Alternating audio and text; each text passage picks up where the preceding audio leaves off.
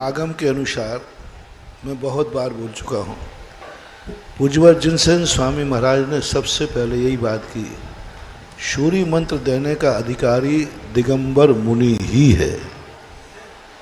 बिना उसके प्रतिष्ठा, जो स्वयं ही अभी वस्त्र पहने हैं वो दूसरों के वस्त्र कैसे उतारेगा?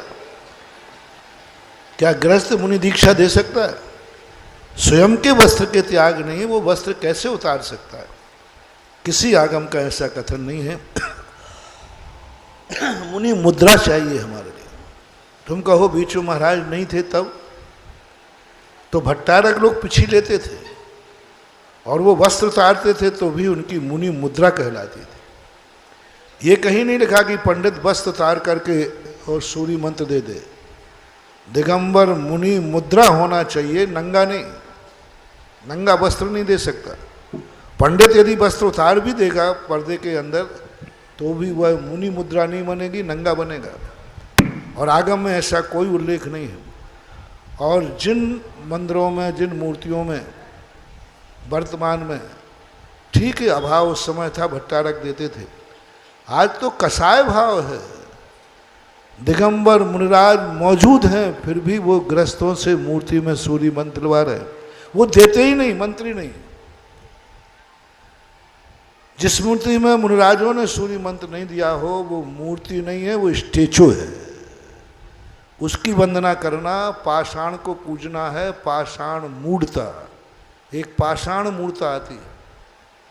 तो ये जो बिना सूर्य मंत्र दिए बिना गृहस्थों से दिलाते हैं, उस मूर्ति की पूजा करना पाषाण मूर्ता है। वो पूजनी है ही नहीं, वंदनी है ही नहीं। और ऐसी मूर्तियों की जो पूजा करते हैं उनका मरण कभी अच्छा नहीं होता। 50 साल का रिकॉर्ड है। उनके कभी संलेखना पूर्वक मरण नहीं होता, समाधि पूर्वक मरण नहीं होता। एक भी अभी तक उदाहरण नहीं है। जो ऐसी मूर्तियों की पूजा करते हैं उनके जीवन में इतना पुण्य भी बंद नहीं होता कि वे मरण भी समाधि पूर्वक कर सके। तो ऐसी मूर्तियां वंदना के योग्य नहीं हैं।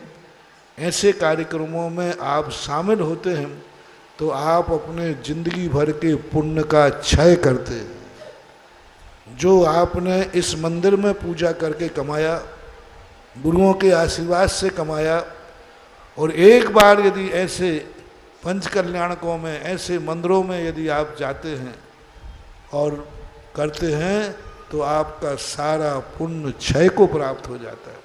मूर्ता है, सीधा पाषाण मूर्ता। भली आकार है तो क्या हुआ? कई लोग कहते हैं कि मूर्ति में आकार तो है, भगवान का आकार तो है।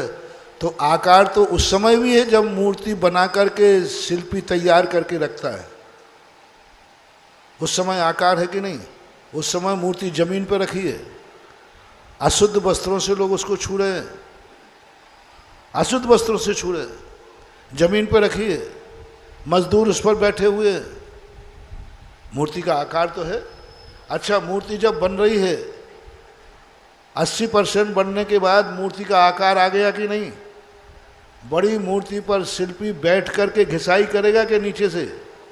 बोलो, बैठ के करेगा तो मूर्ति पर बैठने का पाप नहीं लगेगा उसे?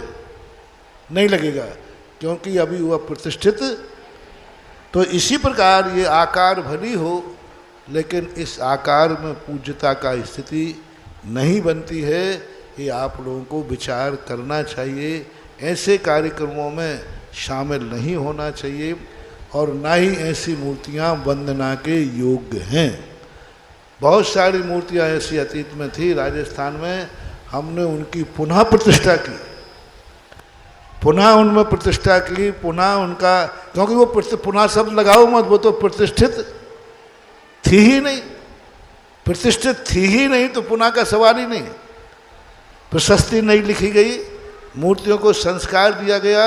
ऐसे एक मंदिर नहीं, 50 मंदिरों की मूर्तियों की पुनः प्रतिष्ठा हुई है। होना चाहिए। आप पुनः प्रतिष्ठा ऐसी मूर्तियों की कराएं तभी वो वंदना के योग्य हैं, अन्यथा नहीं।